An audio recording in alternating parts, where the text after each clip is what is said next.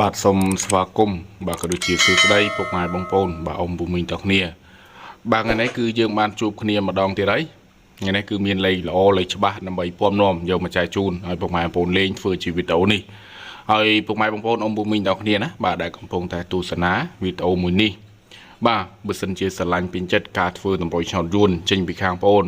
ពុកម៉ែបងប្អូនអ៊ំពូមីងតគ្នាកុំភ្លេចចុចសញ្ញាជាវសញ្ញាមេដៃចុចសញ្ញា share សញ្ញា like ឲ្យបងប្អូនម្នាក់មួយឲ្យបានគ្រប់គ្នាផងដែរបាទសម្រាប់ការធ្វើតម្រុយឆ្នោតបងប្អូនគឺបងបង្ហាញវីដេអូឲ្យពុកម៉ែបងប្អូននៅតម្រុយឆ្នោតយួននេះគឺអត់ទៀមទីអីចង់បានអីច្រើនទេគឺសុំតែឲ្យពុកម៉ែបងប្អូនបាទជួយបងប្អូនតែប៉ុណ្្នឹងមកណាបាទសង្ឃឹមថាពុកម៉ែបងប្អូននឹងយល់ហើយនឹងជួយបងប្អូនចុចឲ្យបានម្នាក់មួយទាំងអស់គ្នា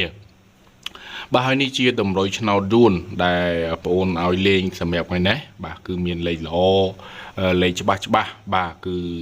ពុកម៉ែបងប្អូនអ៊ំពូមីងអាចយកទៅផ្សងសំណាងបានដែរណាបាទគឺសិតតែលេខដែលមានភាគរយល្អភាគរយច្បាស់ហើយចំពោះតម្រុយឆ្នោតនេះគឺឲ្យលេងវេនម៉ោង4:30 នាទីគឺដូចជាម៉ោង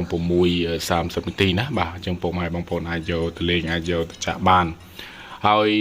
សម្រាប់ពុកម៉ែបងប្អូនដែលគាត់ចង់ស្គាល់ Facebook បងប្អូនណាបាទអញ្ចឹងគឺបងប្អូនមាន Facebook មួយសម្រាប់ពុកម៉ែបងប្អូនឆាតមកបងប្អូនបានសម្រាប់ Facebook បងប្អូនគឺអត់ពិបាកវាយទេណាបាទពុកម៉ែបងប្អូនវាយតែបងប្អូនបង្ហាញហ្នឹងទៅគឺមានឈ្មោះថាថៅកែលក់លេខ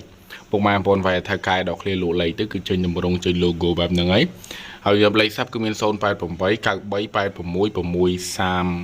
634ណាបាទនេះជាលេខបងប្អូនហើយនេះគឺជា Facebook បងប្អូនពុកម៉ែបងប្អូនអាចតាក់ទងមកបានចង់បានលេខល្អលេខច្បាស់ឆាតមកថៅកែលក់លេខមក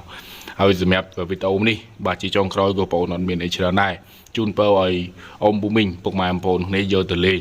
យើងចូលចំយើងហេងបុកបានលុយទៅគ្នាសូមអរគុណសូមជំរាប